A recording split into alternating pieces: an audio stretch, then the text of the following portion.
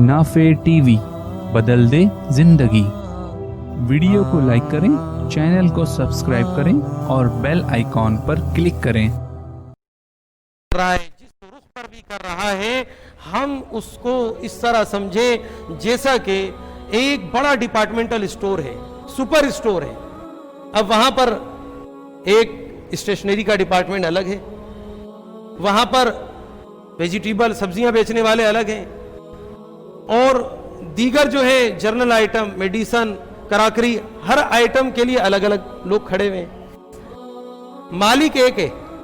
अब अगर आप ग्राउंड फ्लोर के अंदर जाते हैं, ग्राउंड फ्लोर के मुलाजिमीन आपको कहते हैं कि भाई हमारा जो फर्स्ट फ्लोर वाले हैं उधर नहीं जाना, वहां जो सामान मिल रहा है वो हमारे स्टोर का नहीं है, और वो सामान असली नहीं है, उनकी कीमतें सही नहीं है।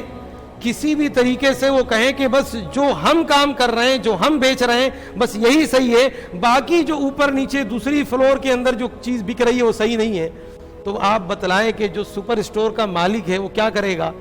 उस सुपरवाइजर को कान से पकड़ के बाहर निकाल देगा, कहेगा तू मेरे साथ मुखलिस नहीं, तू अपनी चीज की तारीफ कर, लेकिन उस तारीफ में इतना मुबालगा ना करके बोल के बस हमारे ही इस डिपार्टमेंट का नाम सुपर स्टोर है, बाकी इस सुपर स्टोर के अंदर तो सब कचड़ा है, सिर्फ यही डिपार्टमेंट असल डिपार्टमेंट है। इसी तरीके पर जो भी दीन का काम कर रहा है वो हर दूसरे दीन के काम करने वाले को समझे कि ये भी दीन इस्लाम के लिए मेहनत कर रहे हैं, इलाए कलिमतुल्लाह के लिए मेहनत कर रहे हैं, अल्लाह ताला के कलमे को, अल्लाह के दीन को सरबुलंद करने के लिए मेहनत कर रहे हैं। किसी की मेहनत इल्म के मैदान में हो रही है, बच्चों को पढ़ा रहे हैं, बड़ों को पढ़ा रहे हैं, दीन इस्लाम के हुक्म के कुरान पढ़ो और पढ़ाओ, खैरुकुम मन तअल्लमल कुरान व अल्लमा, उसके ऊपर अमल कर रहे हैं। कोई उससे आगे बढ़ करके तज़किये नफ्स के ऊपर अमल कर रहा है। मैंने अर्ज़ किया कि अल्लाह ताला ने जो रसूलुल्लाह सल्लल्लाहु अलैहि वसल्लम की बिअसत के मकासिद बतलाए, क्या फरमाया कि वयुज़क्कीहिम हुवल्लज़ी बअस फिल उम्मिय्यीन रसूलन मिनहुम यतलू अलैहिम आयाती, कुरान की आयतों की तिलावत करते हैं। वयुज़क्कीहिम, कोई कुरान की आयतों की तिलावत कर रहा है, कारी साहिबान है, कोई वयुज़क्कीहिम, वो खानकाहों में बैठ करके, दीनी मराकिज में बैठ करके लोगों के कुलूब की सफाई कर रहे हैं, तज़किया कर रहे हैं, ये भी नबी का काम है। वयुअल्लिमुहुमुल किताब वल हिकमा, कोई बड़े आलिम के कोर्स का मदरसा खोल करके जो है कुरान की तफसीर, अहादीस नबविया, फिक़ह, उसूल फिक़ह पढ़ा रहे, ये भी नबी का काम है।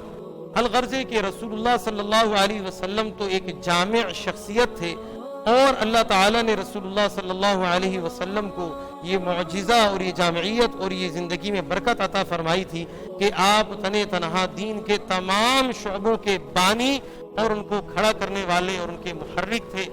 लेकिन आज के दौर के अंदर जबकि औकात में, सेहत में, इस्तेदाद में वो बरकतें नहीं रही, तो एक ही आदमी दीन के सारे काम नहीं कर सकता, तो लिहाजा जो भी दीन का काम कर रहा है, दूसरा दीन के काम करने वाला उसकी टांग खींचने के बजाय उसको माने, उसके लिए दुआएं करे, उसकी तारीफ करे, उसकी हौसला अफजाई करे कि यार अगर मैं इस दीन के काम में नहीं लगा होता तो मैं भी तुम्हारे साथ खड़ा होता, लेकिन मैं वहां पर जो है मसरूफ हूं, और मिजाजन मेरा फला शोबे के अंदर जो है ज्यादा लगाव है, और मुझे जो है पढ़ने पढ़ाने के अंदर जो है ज्यादा दिलचस्पी है, इसमें ज्यादा मेरा एक्सपीरियंस है, लिहाजा मैं इस काम के अंदर लगा हुआ हूं।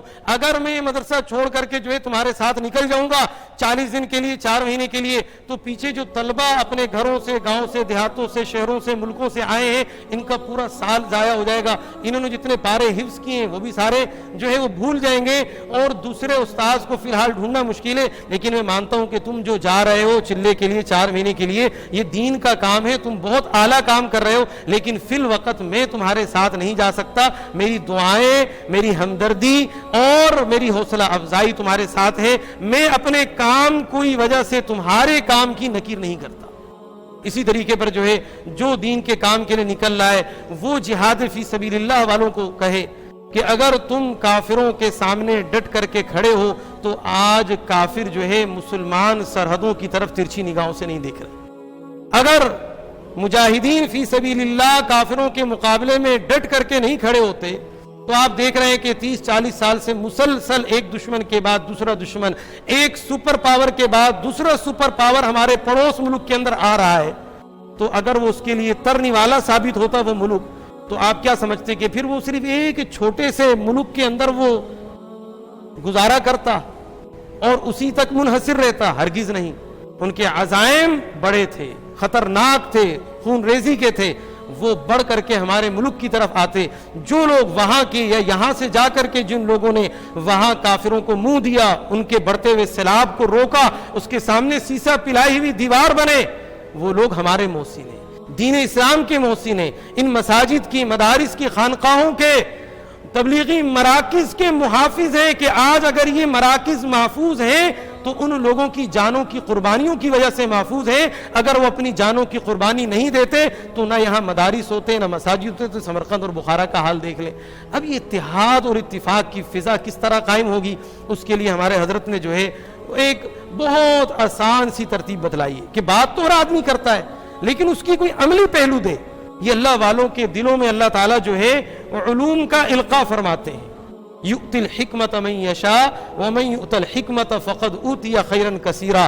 اللہ تعالیٰ جس کو چاہتے ہیں حکمت عطا فرماتے ہیں اور جس کو حکمت ملی یہ تو اس کو خیر کثیر مل گیا.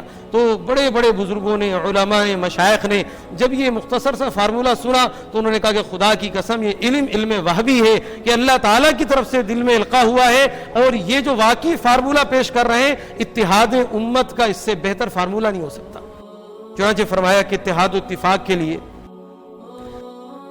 پہلا کام تو یہ کرنا ہے کہ توحید کی آڑ میں انبیاء اور اولیاء کی توہین سے بچا جائے. ہمارے یہ سمجھا جاتا ہے کہ توحید کا جب ہم بیان کر رہے ہیں وہ اس وقت تک ہمارا بیان مکمل نہیں ہوگا جب تک کہ ہم کسی کی توہین نہ کر دیں. نعوذ باللہ من ذالک.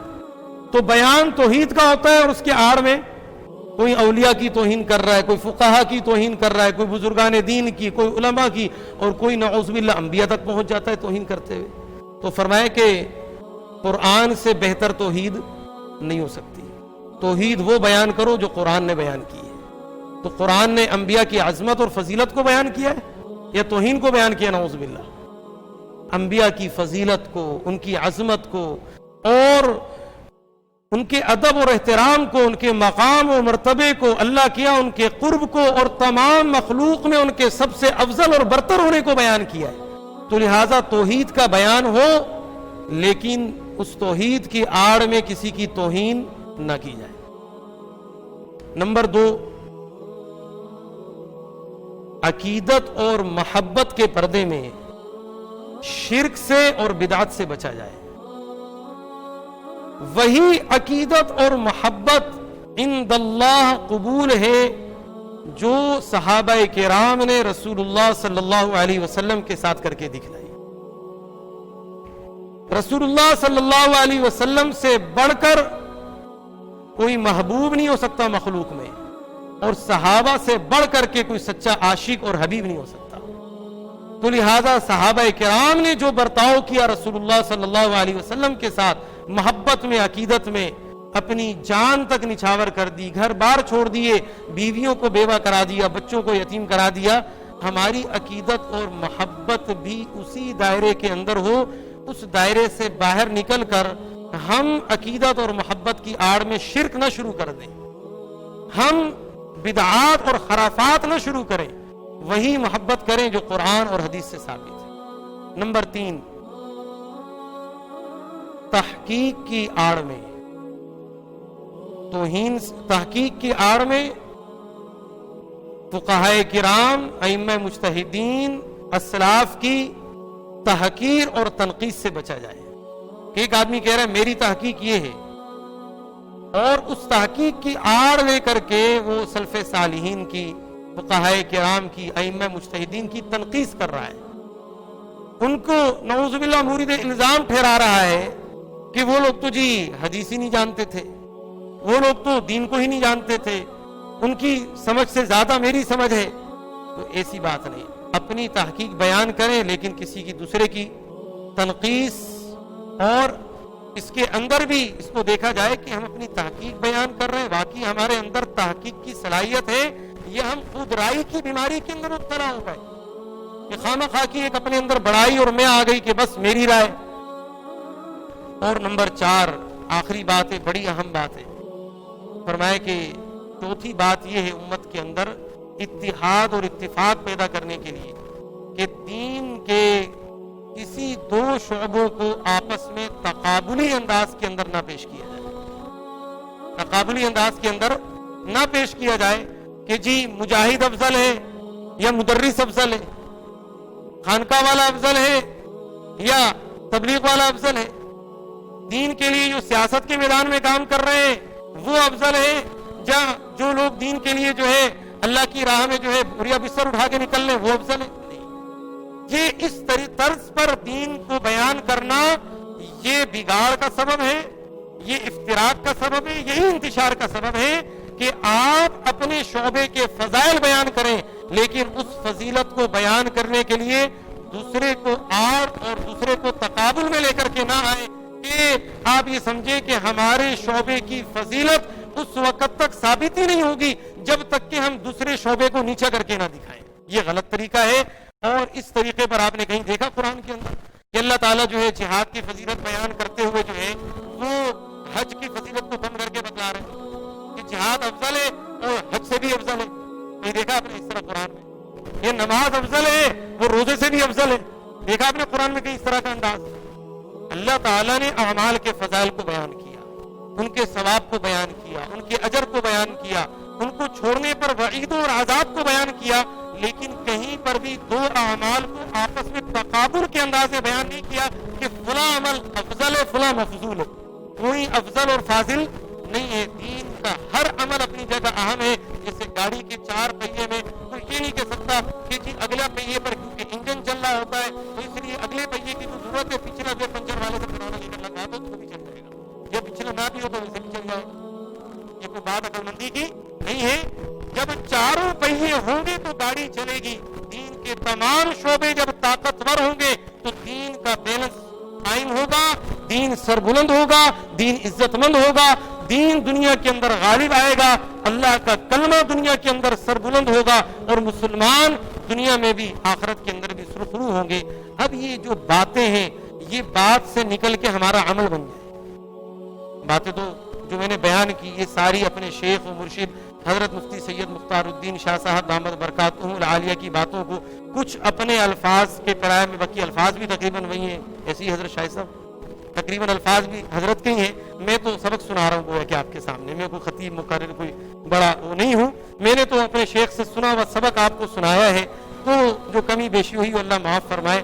تو اب یہ سبق تو رٹ لیا، میں نے بھی سنا دیا، آپ نے بھی سن لیا، لیکن یہ باتیں ہمارے عمل کے اندر آ جائیں، یہ عمل میں آئیں گی. یا ایھا الذین آمنوا اتقوا اللہ وکونوا مع الصادقین. اللہ والوں کی معیت، ان کی صحبت، ان کے ساتھ مجالست، ان کے ساتھ رہنے سے، ان کے سامنے زانوئے تلمذ اختیار کرنے سے، جیسا کہ صحابہ قرآن پڑھ کے صرف صحابہ نہیں بنے بلکہ صحابی بننے کے لیے رسول اللہ صلی اللہ علیہ وسلم کی صحبت شرط ہے، اسی طرح اللہ والا بننے کے لیے اللہ والوں کی صحبت شرط ہے. اللہ والوں کی صحبت اٹھانے کا ایک انتہائی نادر موقع پیش آیا ہے کہ یہ جو ابھی اسی مہینے کی 15 تاریخ آ رہی ہے، 3 دن کا اجتماع ہے کوہاٹ کربوغا شریف کے اندر. دارالایمان والتقویٰ کے نام سے جامعہ زکریا کربوغا شریف کے اندر ایک بہت بڑا دینی مرکز قائم ہے. وہاں 3 روزہ اجتماع 15، 16، 17 اور 18 کی صبح میں دعا ہے. اکتوبر کی تاریخ یہ عالمی اصلاحی روحانی اجتماع ہو رہا ہے جس کے اندر دنیا بھر سے علماء کرام آئیں گے، ان کی اصلاحی بیانات ہوں گے، مجالس ذکر ہوں گی، مراقبے ہوں گے، دعائیں ہوں گی، اور دین کو ہمارے عمل کے اندر پیدا کرنے کی کوشش کی جائے گی. اس کی دعوت دینے کے لیے ہم آپ حضرات کو آئے ہیں کہ دیکھیں یہ موقع ہم کہیں کہ اگلے سال اجتماع میں شرکت کر لیں گے، نہ معلوم اگلے سال تک ہم ہوں یا نہ ہوں، اگلے سال تک یہ نظام ہو یا نہ ہو، اگلے سال تک یہ حالات ہو یا نہ ہو، آپ کے سامنے ہے دنیا کی بدلتے ہوئے حالات. تو لہٰذا جو موقع مل رہا ہے اس کو غنیمت جانے اور اس موقع سے فائدہ اٹھا لیں. ہر آدمی کوشش کرے کہ اس اجتماع میں ضرور شرکت کرے. اس کے لیے آپ تمام حضرات تیار ہیں انشاءاللہ تعالیٰ. تو آپ حضرات جو ہے ابھی حضرت صوفی شاہد احمد سہارنپوری صاحب دامت برکاتہم العالیہ جو ہمارے شیخ کے اجل خلفاء میں سے ہیں وہ مختصر مجلس ذکر کروائیں گے، دعا ہوگی. بعد جو ہے آپ حضرات مزید اجتماع میں جانے کے لیے معلومات کے لیے یہاں رابطہ کر سکتے ہیں. بابر بھائی موجود ہیں، طریقے پر شفیق بھائی موجود ہیں، دوسرے ساتھی موجود ہیں، ہم بھی انشاءاللہ موجود رہیں گے. اور اسی طریقے پر جو ہے آپ حضرات جو ہے معلومات کر لیں، اپنے نام وغیرہ لکھوا لیں. اللہ تعالیٰ سمجھنے کی اور عمل کرنے کی توفیق نصیب فرمائے.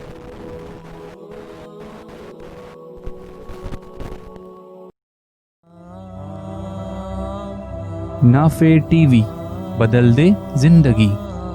ویڈیو کو لائک کریں، چینل کو سبسکرائب کریں اور بیل آئیکن پر کلک کریں.